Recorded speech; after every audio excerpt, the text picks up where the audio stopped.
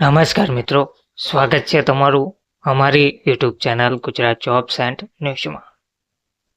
મિત્રો, હવે આ ફોર્મ્યુલાથી કર્મચારીઓના પગારમાં વધારો થશે, જેની ઘણા લાંબા સમયથી રાહ જોવાઈ રહી છે.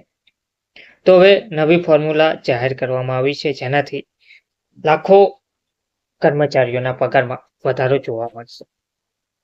તો હવે આ જે ફોર્મ્યુલાથી સરકારી કર્મચારીઓના પગારમાં વધારો થશે અને હવે નવું પગાર પંચ આવશે નહીં તેવું પણ કહેવામાં આવી રહ્યું છે.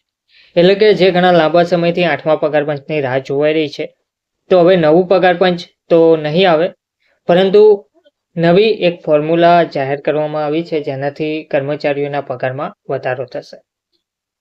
તો વિગતવાર જોઈએ તો સરકારી કર્મચારીઓ માટે કામના સમાચાર સામે આવ્યા છે.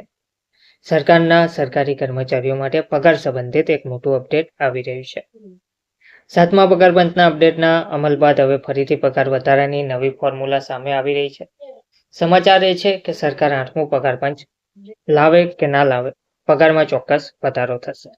તેના માટે એક ફોર્મ્યુલા તૈયાર કરવામાં આવશે. આ ફોર્મ્યુલામાં ફિટમેટ ફેક્ટરને બદલે બેઝિક સેલરી વધારવાની ચર્ચા થઈ શકે છે, અને આમ થયા પછી કર્મચારીઓ માટે સારા સમાચાર છે. તો મળતી માહિતી મુજબ 8મા પગાર પંચના અપડેટને બદલે બીજી ફોર્મ્યુલા અપનાવવામાં આવી શકે છે. હવે પગાર વધારાની નવી ફોર્મ્યુલા હેઠળ દર વર્ષે મૂળ પગારમાં વધારો કરવાની યોજના બનાવવામાં આવી રહી છે, જેનો સીધો ફાયદો કર્મચારીઓને થશે. આ યોજના 2024 પછી લાગુ થઈ શકે છે. દર વર્ષે વધારો થઈ શકે છે આ રીતે, જેમાં કર્મચારીઓ માટે સારા સમાચાર એ છે કે નવા ફોર્મ્યુલામાં મૂળ પગાર વધારવાનો વિચાર છે. આ પગાર દર વર્ષે વધારી શકાય છે. 7મા પગાર પંચની ભલામણો 2016માં લાગુ કરવામાં આવી હતી. તદનુસાર પગાર ઘણો મોડો વધ્યો. તો સરકારના કર્મચારીઓનો પગાર દર વર્ષે નવી ફોર્મ્યુલાનો ઉપયોગ કરીને પગાર વધારવાનો નિર્ણય લેવામાં આવશે.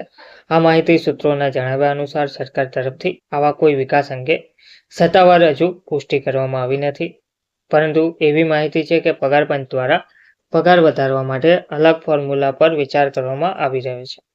આને કર્મચારીઓના પગાર દર વર્ષે વધારવાની ફોર્મ્યુલા તરીકે જોવામાં આવી રહી છે. એક્રોએટ ફોર્મ્યુલા લાગુ કરવામાં આવશે.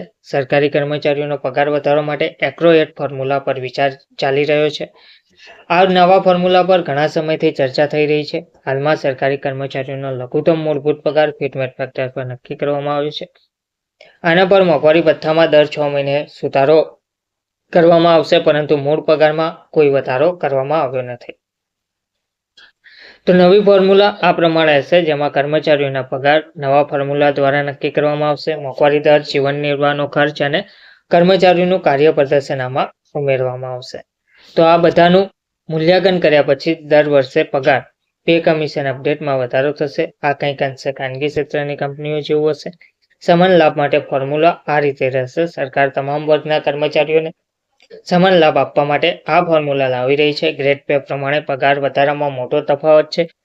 નવી ફોર્મ્યુલાની રજૂઆત બાદ આ તફાવત ઘટાડવાનો પ્રયાસ થઈ રહ્યો છે. હાલમાં સરકારી વિભાગોમાં 14 પે ગ્રેડ છે, અને દરેક ગ્રેડ પેમાં કર્મચારીઓથી લઈને કર્મચારીઓનો સમાવેશ થાય છે. કર્મચારીઓથી લઈને અધિકારીઓનો સમાવેશ થાય છે. પગારમાં પણ મોટો તફાવત છે. તો નાણાં મંત્રાલયના એક અધિકારીએ મીડિયા સૂત્રોને જણાવ્યું છે કે સરકાર કર્મચારીઓના જીવનની સ્થિતિમાં સુધારો કરવા માંગે છે. આ સૂચન સારું હોવા છતાં તેના પર કોઈ ચર્ચા થઈ નથી.